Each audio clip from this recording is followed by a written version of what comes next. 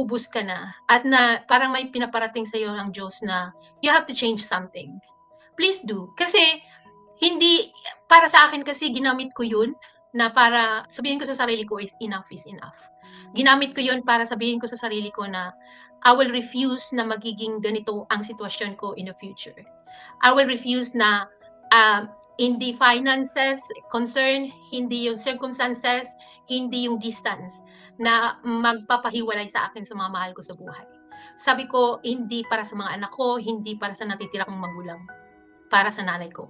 So that's why I actually look for something na sabi ko kung 23 years ganito yung routine ko, ayoko na. Gagawa ako ng paraan para maghanap ng ibang way to come out in that feeling na paycheck to paycheck. Na kung kailangan mo mag-vacation sa Pinas, ilang overtime ang gagawin mo. Ilang oras ang isa-sacrifice mo para sa pamilya mo, para makuha mo lang yung vacation na sinasabi mo.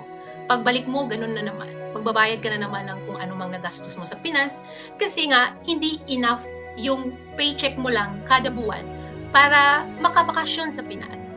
At that's the reality. Kasi akala kasi ng mga tao when you abroad, madali lang ang pera. Nakalimutan nila na marami din tayong sinasacrifice para lang maka-earn ng extra money.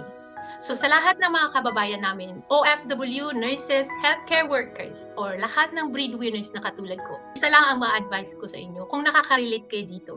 Yung cycle ng work, padala, bills, ulit-ulit, gising ka ng maaga, trabaho todo, overtime pa minsan, tapos pag sweldo, hati agad, ibayad sa renta, kuryente, tubig, internet, name it, padala ng Pinas, bayad utang, and before you know it, ubus na.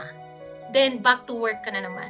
Ang sakit isipin na ganun lang ng ganun. At yung mahirap man isipin o yung iba hindi nila yun ina-accept na ganun ang sitwasyon nila, I think that's the first step that you need to recognize. Nandoon ka sa cycle ng buhay na tinatawag nilang rat race.